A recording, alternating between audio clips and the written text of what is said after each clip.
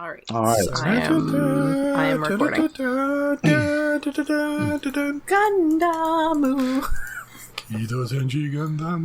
All right. Hello and welcome to the return of Superhuman Samurai Syber Pod. I'm Amuro Rob. I guess I'm Frau Jen. No, I want to be Sayla. Oh, she's not in there yet, though. I'm Jen. I'm David Sheeden, I guess. That's fair. Who do I get to be? Hayato? I could be Hayato. I'm short. I am profoundly short. Anyway, they're not in this. So this is our journey through Gundam Quacks, or GQuuuuuX, the current Gundam series, which I believe the finale. Is this the weekend of the finale? Yeah, it's the this last week. episode should be dropping the episode. Timing-wise, like, I'm trying to get it, like, this episode comes out when the last episode airs on Tuesday. It needs more. It can't just only have one episode left. There's too much. After the last one, I think, yes, they can. They kind of have to. Okay, I guess that's fair. That was kind of a mic drop. Not saying that they couldn't have GQuuuuuX Zeta. They should have GQuuuuuX Zeta. But, like, the story we're doing right now is definitely 12 episodes long. I suppose. And it's wrapping up shit. Now, last week we were introduced to Machu and her pal Neon. Yeah. And they are not appearing in this episode. Nope. It's time for the flashback. We are flashing back. I guess we can mention how the movie was, since you saw that too, Jen. Yes. When they did So there's also a movie? Well, yeah. It's more of a theatrical special. Oh, right. It's like the episodes sort of stitched together. Yeah. Yeah, it's a theatrical special in the way that Japan likes to do these things. So, I guess because they figured people who were going to go see a Gundam thing at the theater were, like, serious fans. Mm-hmm. Whereas people watching on TV might need a little more convincing. They put the flashback stuff at the beginning of the movie. Yeah, that's the first half of the movie. And then had the first two episodes of the, we'll say, quote, present day stuff. Yeah. Well, as the rest of the movie. The flashback stuff in the movie was mostly this episode and a little bit that comes in episode 8 or something later. Yeah, there'll be half an episode of flashback a little later. Okay, so this, and to fully contextualize me in what is going on here, you guys also maybe watch the what I think is the very first ever episode of Gundam. Yes, the first episode of the first Gundam from the 70s. Well, the end of the 70s. Yes, this is the Gundam... And boy, can you tell.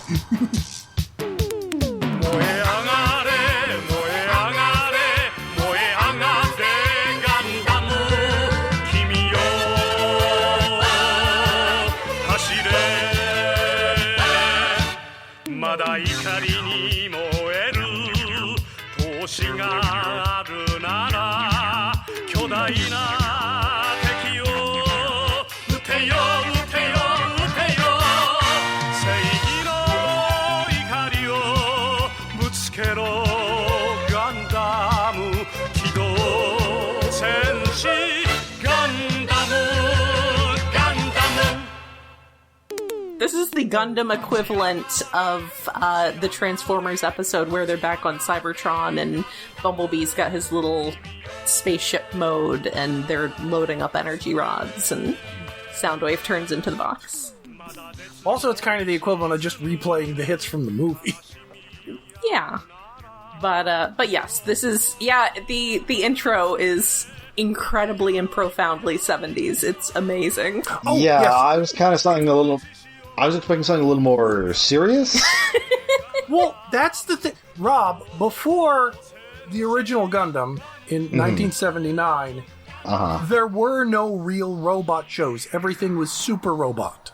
Right. This original Gundam created a new genre, subgenre of robot shows. So, the theme song is as silly as every other mecha theme song before it.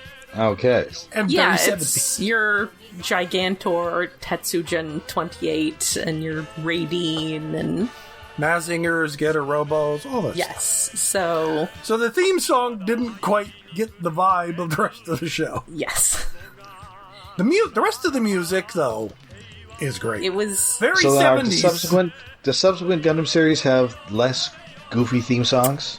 I mean, yes, less mostly, 70s well, ones. once- I mean, the Yeah, once people realized that robots could indeed be serious business.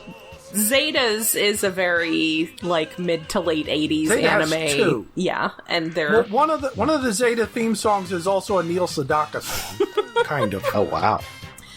Well, the basic music is taken from a Neil Sedaka song. I forget what song it is.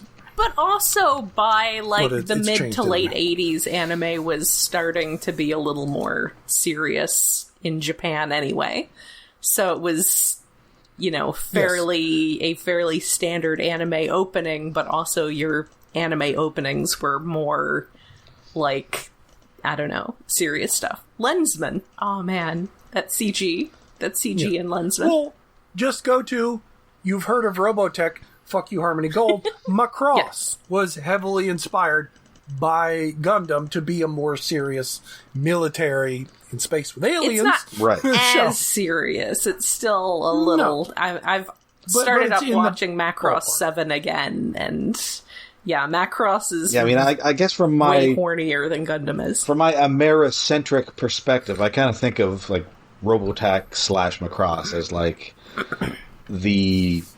I think of that as sort of the first sort of military giant mecha space thing. Nope, that was But obviously- like fifth or something, Right. maybe? It was the first one to... Like there was original Gundam and Votoms. It was the and first one to something. be picked up in the U.S. Yeah, kind of surprising they didn't. I kind of surprising they didn't try with Gundam. Well, Is it time to bring up Doozy Bots? Well, I mean, we mentioned Doozy Bots, but even Doozy Bots, that's like early '90s, so that's Yeah. post Robotech. well, the problem with like direct dubbing Gundam is there's a lot of death, and it's about war. Yeah. So it's a little harder. It probably would have been a lot harder to make Gundam appeal, because as I mentioned, I think in the last episode, like, there's a lot of characters dying. There's a lot of characters who show up for like 2 episodes. I mean, in this episode, in that first episode, Frau Bo loses her entire family. So, like, they might have had some trouble getting that even, like, past the censors. Yeah, even if you're doing like heavy Robotech editing, you're going to lose episodes in there somewhere. Yeah. So I wasn't quite sure. So is that Amuro's sister? No, she is basically his childhood friend. Yeah. Okay, and they kept calling her Frau, which just made me think she was German. Yeah, But it's actually her name. At the Which is beginning weird. of the Okay. dub, they did seem to be struggling a little bit with what was full names and what was surnames and what was given names. Well, because you have Bright Noah, and it's the You would think opposite Noah way you would would be think. his given name because that's a given name, and so you'd think, oh, Right. it's just Japanese style and the But no. surname is first, but no, apparently his given name is Bright and his last name is Noah.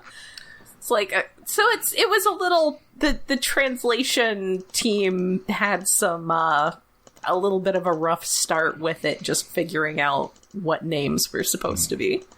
Yeah.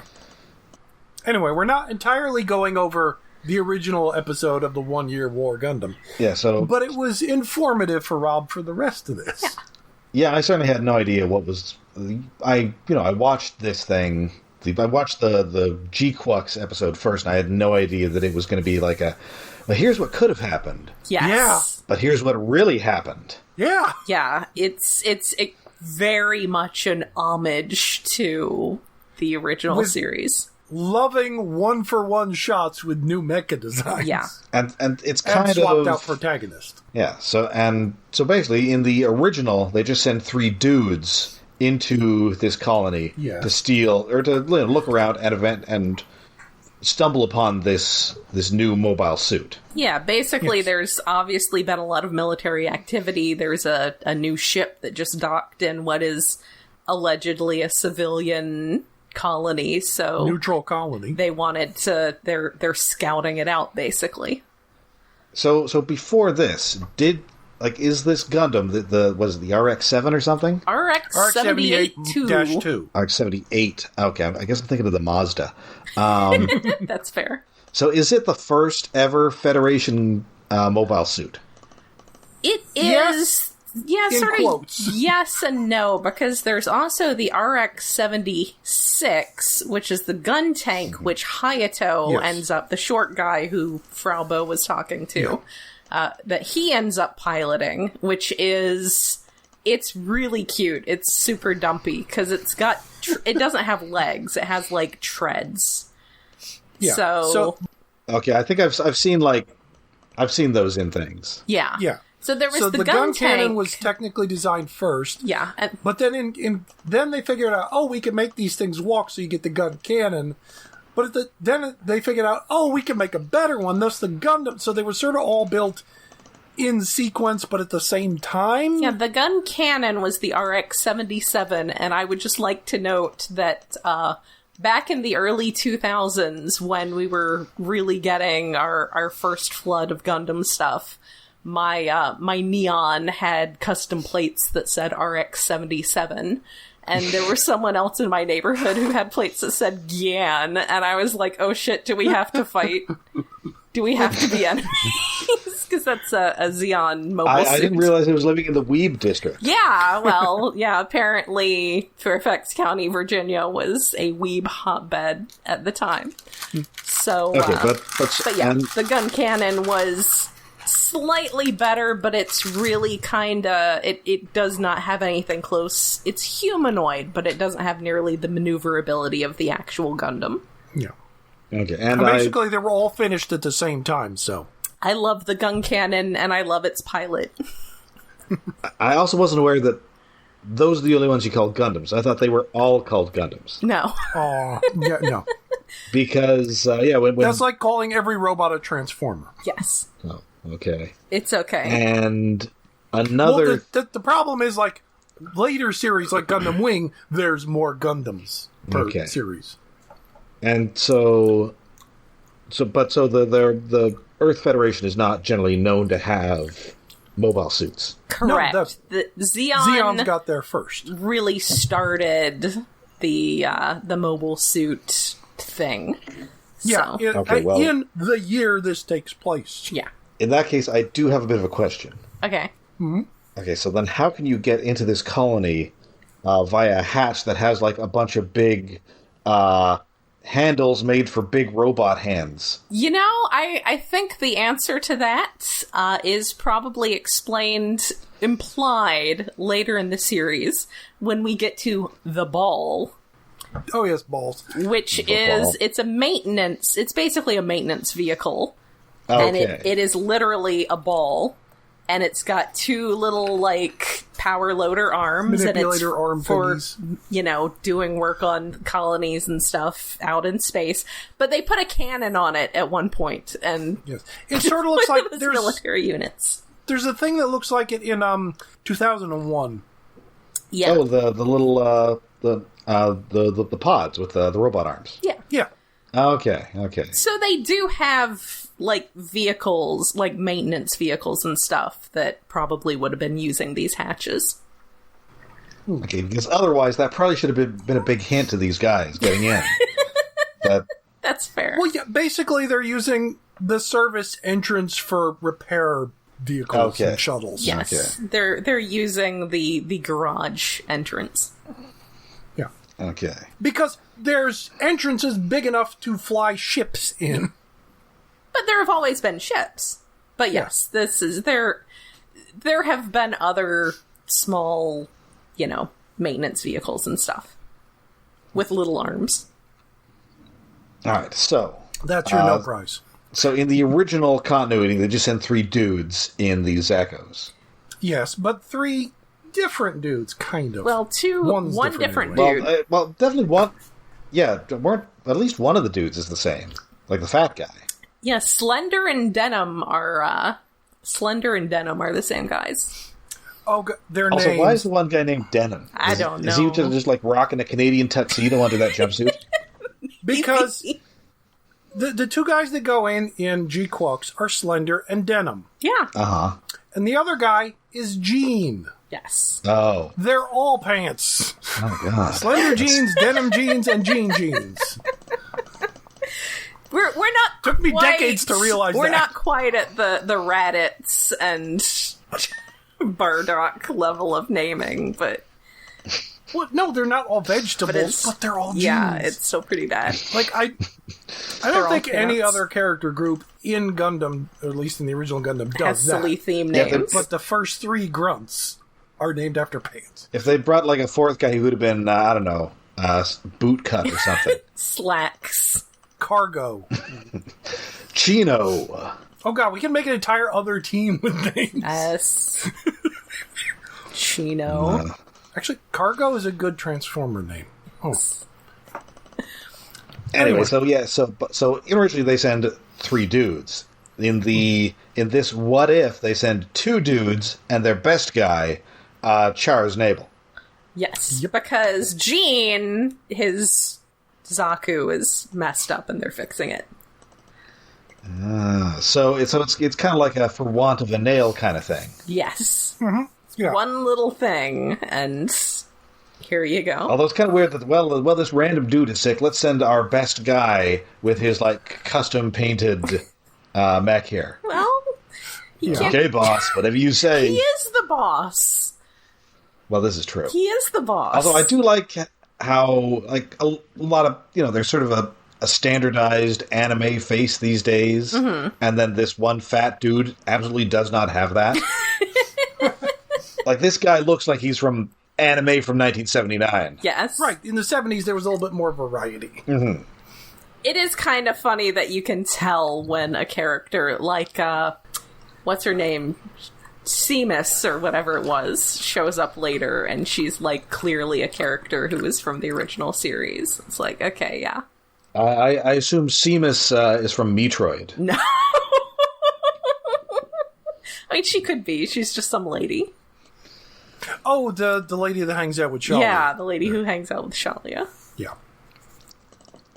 Yeah, so they bust into this this space colony, and they're originally they're just looking for this spaceship that looks like a rocking horse? Yeah. Question mark? That's just, Yes. It's always in the original series. I mean, it's technically called the White Base, but Right. everyone is constantly commenting on how it looks like a Pegasus or a rocking horse or a Trojan horse or... Yeah. Yeah. Yeah, because it basically it is does. a Trojan horse. Yeah. Mm-hmm. But, like, I think that the calling it rocking horse in English, like, that was a more recent thing, which honestly makes more sense than some of the old shit they used to call it. Because it sort of It has kind the of looks four like a horse-ish. legs. 4 legs, yeah, it just doesn't have the rockers. Yeah. And you could sit on it. It looks like a toy someone could sit on, at least in the original. And so they do eventually find that, but they also find this mobile suit, which turns out is a Gundam, which is just kind of under like a big tarp. Yeah, because Yep. they're working on it. It's not finished yet. It's not ready to go. Yes, it's still in rollout colors, which are bright and shiny. Yeah. And also, again, they left the keys in the ignition, and they did not lock it before they went out. Yes. Yep. I would like to note that generally Amuro is considered to be autistic coded, and I feel part of that is the fact that he reads the manual. Yes. Of course he reads the manual. You get a manual and you're gonna read it, because that's just how that kind of brain works.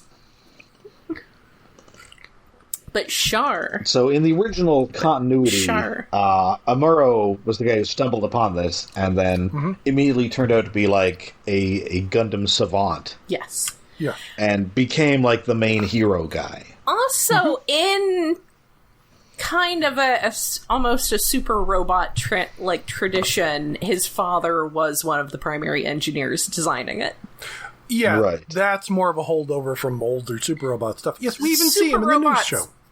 And I always felt robbed because my father was, doing science stuff, and I never got to be a superhero or have a robot or any of that stuff. Oh. So that was sad. But yes, Char does not need the manual, though. No, he's like a veteran guy of doing Gundam stuff. He did probably read the Zaku manual at some point. Yes. He may have written the Zaku manual. That's likely. At this point, he's already blown up 3 capital ships. Yeah.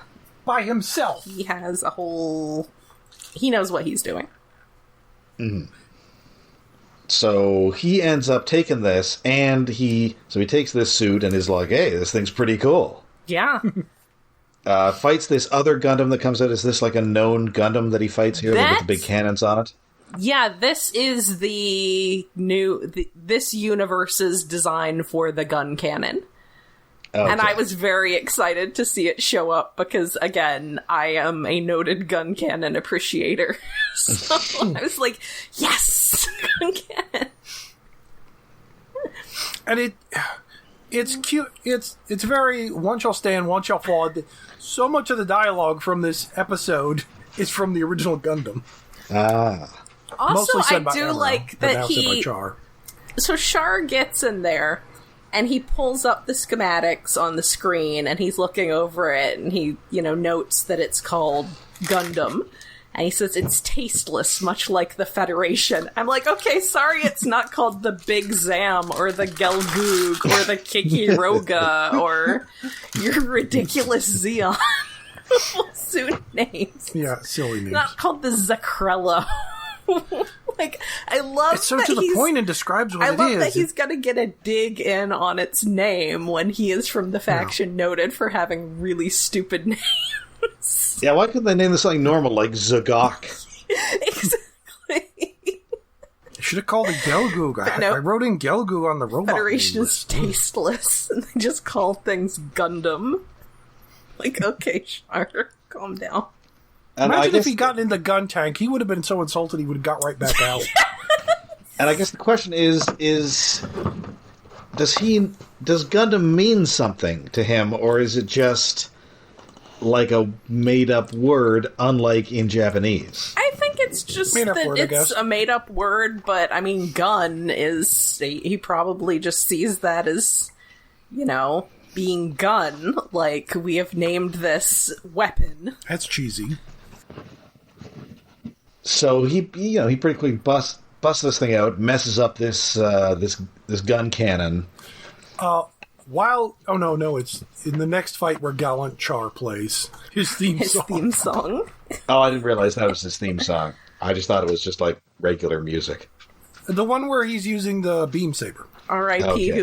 Whoever was in that gun cannon. We do not find out who was in that gun cannon. No, it's just some random military guy. And I guess the beam saber is also something that the Zeons do initially not have, but I assume they eventually get them in regular continuity. Yes. They primarily... Originally, they just start out with the Heat Hawk, which is an axe with monofilament edge or some shit. Yes. I know that they got... a heated axe. If one guy has a lightsaber, you have to have a second guy with a lightsaber so they can have a lightsaber fight. Yes. Yes. They do eventually get a little more equally matched, but the Gundam was the first to be using that kind of beam technology for it. So he totally messes everything up. He just he decapitates this rocking horse ship by just straight up punching into the bridge. Yeah, that's pretty messed up. With the beam saber. Yeah. That was wild. That was really messed up. So naturally, of course, his first order of business is to paint this thing red. Of course.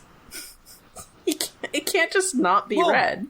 After they escape, and he has a fight against the RX-78-1. Yes. Okay, I didn't know this one either. This is also like a known Gundam of some sort. In the original Gundam, there were 3 Mobile Suit Gundam RX-78s, the 1, the 2, and the 3, in the colony.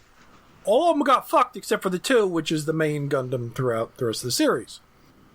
Okay. But in this one, their RX-78-1, the first one made, was outside in the colors it usually is painted in ancillary media, the black and white, or black and grayish. It's not something that comes up very much. We don't see the 3 because it blew up. No, it comes out in like model kits and things, and it's like all the past alternate things in video games, like, oh, if the 1 had survived, and the 3, which the 3 usually becomes the full armor Gundam, I think. Yeah. You know, with the armor.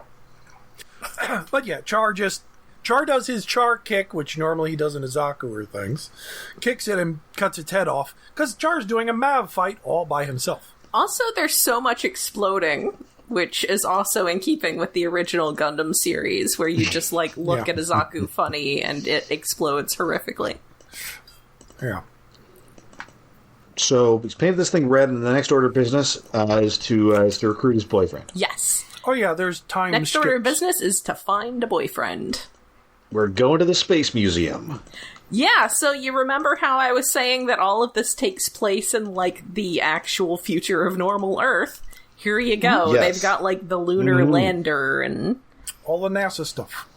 And I thought something vaguely looked like the Vipers from the old Battlestar Galactica, but that may just be like a kind of generic-y or they might have just did that science for fiction fun. vehicle. I think there were some hypothetical like scramjet looking things that NASA never actually built.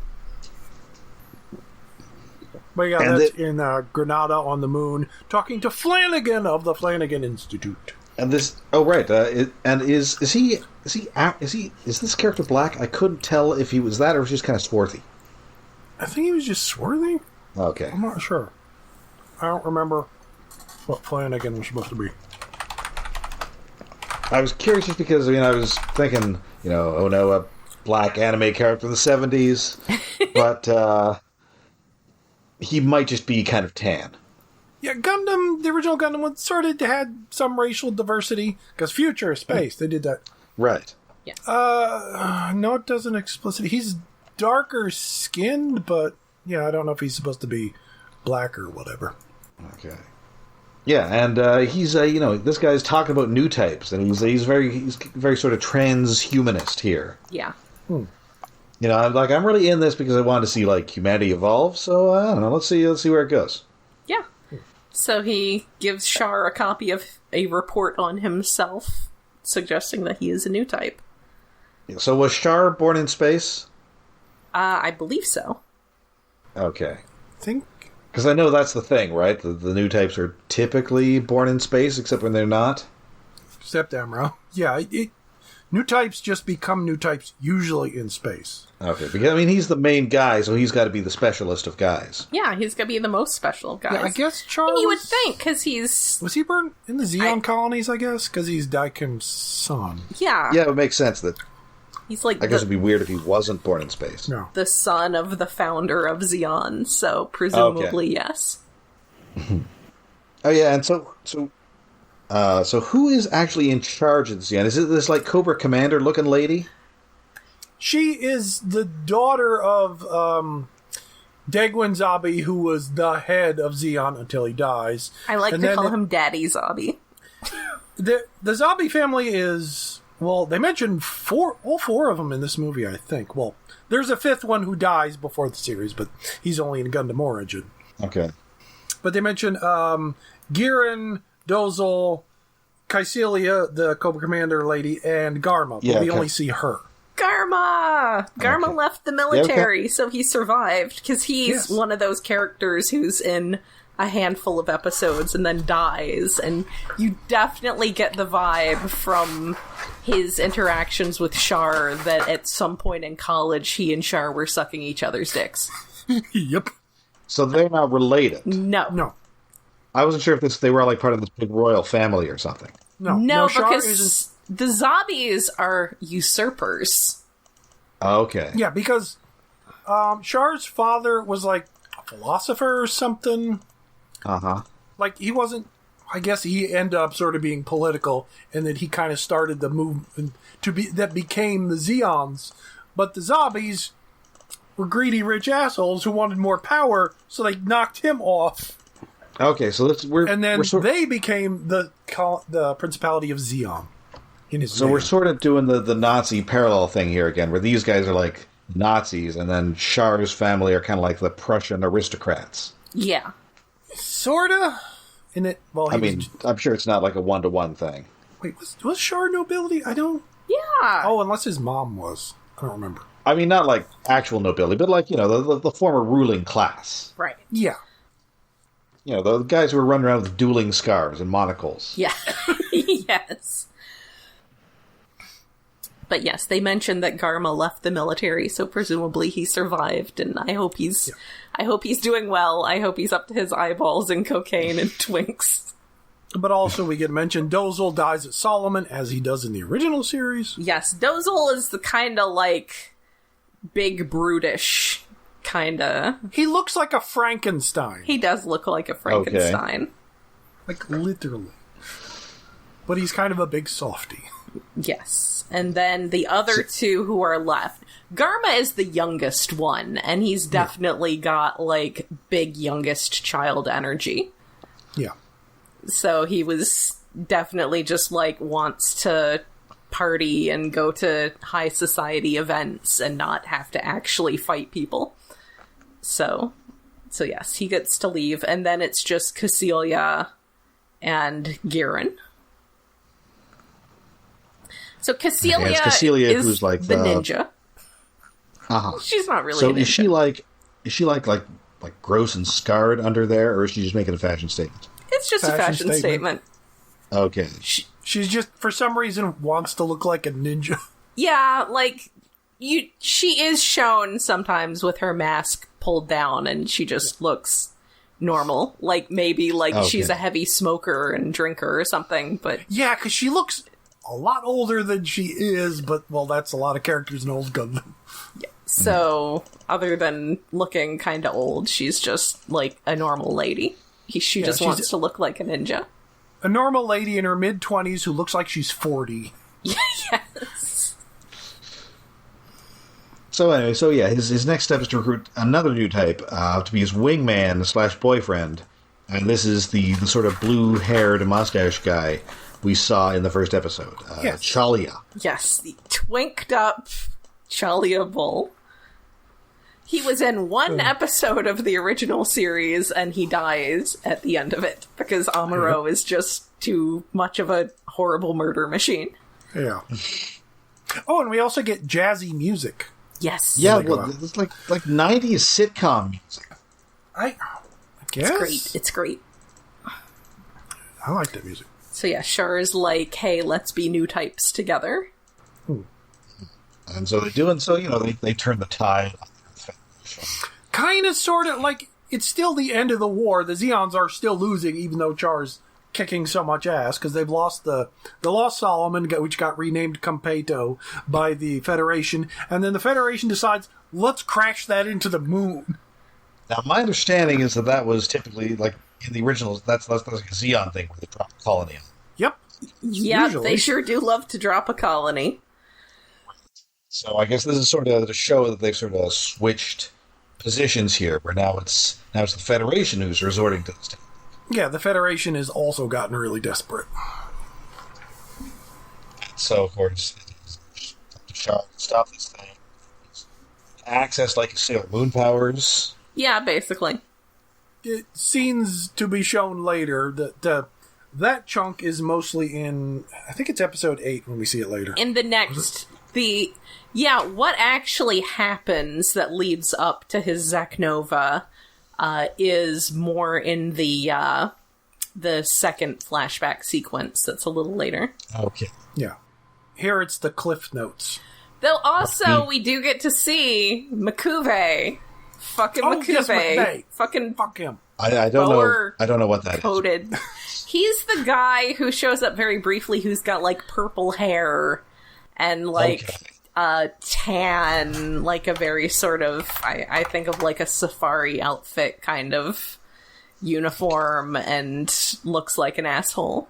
He just looks really punchable. And I do really appreciate that they really got going on that Big Zam program, and he's just got, like, loads and loads of Big Zams, because they're ridiculous. Yeah.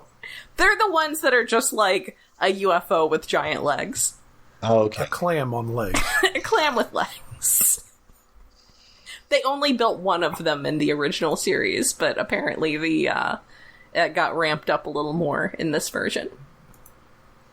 So Char is trying to do the whole, by the power of the moon, I will defeat you. But instead, he blows up, and he blows up a whole bunch of this big this big starfish asteroid. Yep, blows a hole in it, knocks it off course. Like, about a third of it just gone. He's going up to that big bikini bottom in the sky. He got too magical. He sparkled too much. He looks like the starfish guy from SpongeBob. Yeah. Yeah. And or I guess like Starro from DC Comics. Actually, it does kind of look like Starro. Yeah. Yeah, I can see that. It's got the big thing in the middle. It blows up. Char also blows up, and it does not hit this colony. So this was kind of the Federation's last good idea. So now they're just like, okay, now we're just signing a truce. So presumably they've been in sort of Cold War ever since. Sort of. Yeah. Yeah. Kind of. Well, the Federation is hit a lot harder in this version, even though Zeon is also kind of losing. Yeah, instead of the Federation not really sure losing... exactly how the Federation is doing. Instead of the Federation winning decisively, they just sort of won. More of a, I don't know. Pyrrhic victory? I want to go with some American military semi-failures, but yeah. Less World War II, more Vietnam. And so now Zeon rules this colony that we saw in the last episode, and also Charlie is still looking for his missing boyfriend. He is. Yeah. He's pining. He's pining so hard. And then we cut to tune in to episode 1. Yes. Because in the movie, this part came first. Right. Okay. I'm sure they felt like if they aired this part first for the TV series, people would be like, what is this 70s looking nonsense? We're not going to watch this. Also because it would break the rule of the TV series Gundams where the main character has to get in the main Gundam in the first episode. Well, okay, I was going to say he kind of does that, but that's the GQuuuuuX would be the main Gundam. The Red Gundam is sort of a secondary Gundam. And Char isn't the main character, even though he is. He can't help but be them. He's not even there, and he's still a main character because that's just his nature. The eye catch is that they replicate from the original Gundam, where it ends with Sha. I got such a kick out of those. Yes, I enjoyed those so much. Okay, so was he somehow reincarnated or transferred into a teenage girl? No. Okay, because I'm just thinking, she has red hair. That's true. But Char's a blonde. Well, yeah, but he paints all this stuff red. But he so if he's I know, but no. If his soul has ended up in this teenage girl, also, because he would have to repaint her. Machu's 15 or 16. This is only 5 years later. Apparently she's 17 somehow. I looked that up. Weird. Very tiny 17. And her and Mian are both 17. I'm like, how is that possible? They're so small. So they would have been 12 when all this stuff happened. Yeah. Okay. Well, this is like a teen situation from Agatha all along. Yeah, I was also exactly thinking that. Thinking that exactly. Machu had some sort of horrible accident just at the same time that Char was Zeknovaing and... Exactly. Oh. But I guess that's not what happened. No. Okay, then. No, Char was not isekai'd into a small girl that we know of. I mean, that seems like a thing that could happen. It does seem like a thing that could happen. Maybe not a thing that happens on Gundam. I don't know. It's kind of more on the hard sci-fi side. It is a little more. It veers a bit into, the whole psychic woo kind of stuff, but is in general a lot more solid than that. I think there is a Gundam isekai, but I forget who they get shoved into. No isekais. Somebody who, once again, didn't leave themselves locked. Just let the keys in their own ignition. Yeah, was it one of the TriStars, maybe? Oh no, why would you do that? They die. Or is that, you mean, they die and then... Well, no, that's the thing, like, someone isekai. from our world who knows what happens so they can change fate. So, like, Ortega and MASH. There's a Dragon Ball manga isekai where somebody becomes Yamcha. That seems really unfortunate. And actually fucking trains so Yamcha doesn't suck. Nice. Yamcha again. He's the one that dies in a crater. He's the one who's just... That guy with 3 eyes? No, that's Tien. He's the one who's just a normal human who hangs around with them, except not the short one, the other one. It's not Krillin, just there's another guy. Yeah. He's just like a random dude. Just a guy. Yeah. He dated Bulma for a while. Which is honestly probably the only reason they let him hang around. He's just Bulma's ex. Gaia, All right, Ortega, and MASH. That's the Black Tri-Stars. Wait, is there a Gundam guy named MASH? Yes. Yeah. Is he like a field medic? No. No. He's just a pilot. Is he always doing like a Groucho Marx impression while he's operating his Gundam or something? That would be great, but no. No, he's got a dome, which is... they're so great. Oh yeah, MASH is the one with the scar. So yeah, we are all caught up now. You have seen the past. What has gotten us to this point. And so now it's time to find out what happens next in Machu Clan Battle.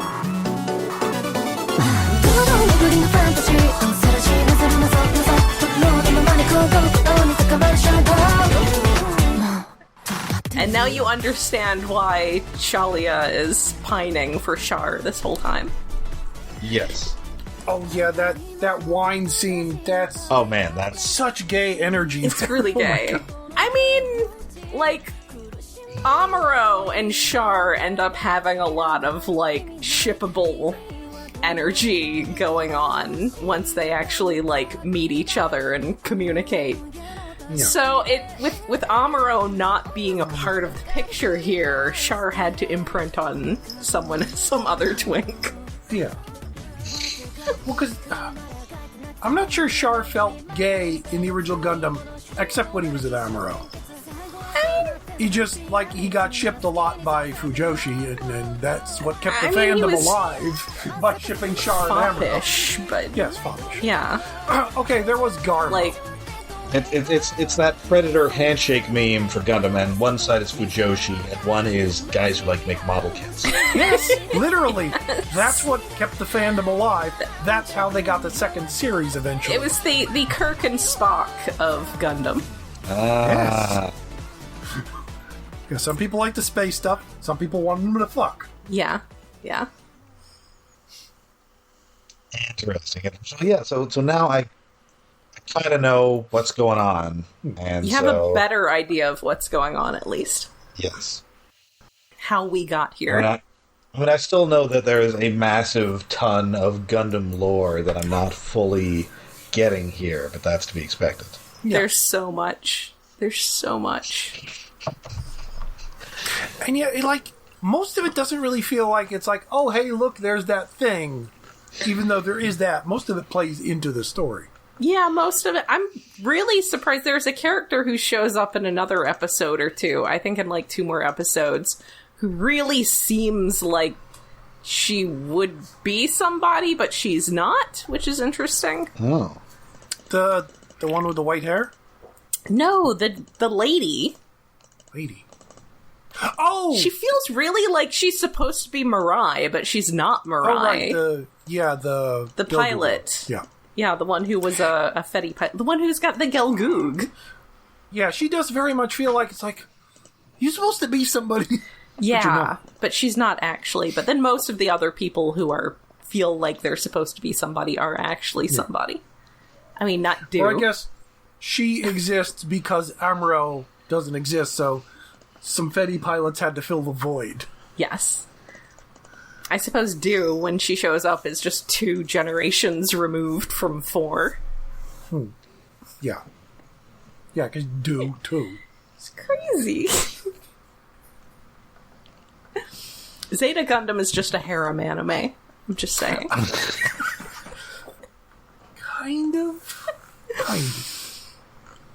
just entirely crazy women. It's just entirely unhinged women latching onto this poor 15-year-old boy. The Fa is only half Which I crazy, guess is but kind she's of what the high childhood school friend. is like. Yeah. Yes, I realize Tomino feels that every teenage boy has to have an absolute harridan of a childhood friend. Yeah. Who just, like, nags them constantly and is utterly insufferable to them. It's quite a while before Tomino works out his issues with women once he has daughters that are old enough to probably talk to him and explain, holy shit, you're an idiot. Holy shit, Dad, what even was Zeta Gundam? What's wrong with you? Zeta Gundam's I mean, the thing is, like, it doesn't feel like it's on purpose, because all the women involved are perfectly good pilots. It's just a lot of Camille going, women are too emotional for things, and then running off and doing some dumb shit thing because of his feelings. And also women changing sides as if they're traitors in a way. Because Char won't date them, because Char is too busy being gay for Amuro. Yeah, what the fuck? And women being attracted to the worst guys. Yeah. Optimus Shirako. Women. He's a cult leader. He is just straight up a cult leader. He is just absolutely... Like, I have listened to podcasts about cults, and he is a cult leader. But, well, which does make him a nice balance against Camille, who's the opposite. Yes. Camille is just trans mask. Yeah, I can see that.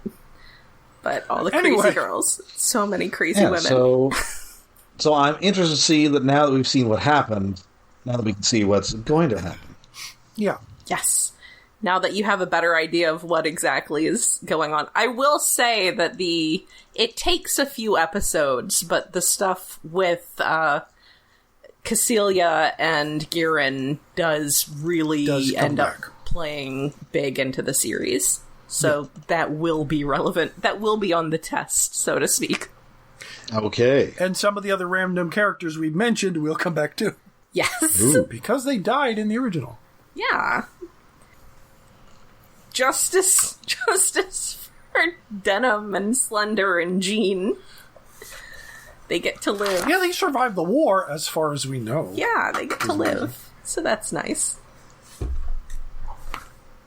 I hope Amuro is off having a nice, happy, normal life. Also, you got to see the original Haro.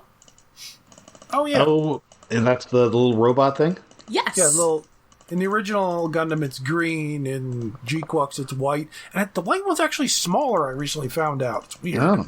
I really need them to sell one that's a Bluetooth speaker.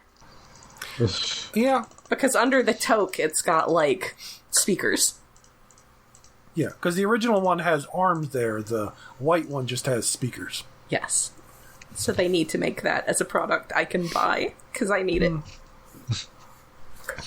It comes with the hat. Haro originates all the way back in the first episode of the original series. Yes, I watched the whole thing. Haro, Yeah. Haro, Genki, Haro. Oh, I love it when he walks upstairs. He's a little limpy doing his style. It's so best. cute. Yeah. He does much better in Zero Gravity. Anyway. So that should do us for Superhuman Samurai Syber Pod this month. We'll be back next month with more of my co-hosts explaining stuff about Gundam to me. Yay! And we'll be back next week with more Rescue Bots Academy action.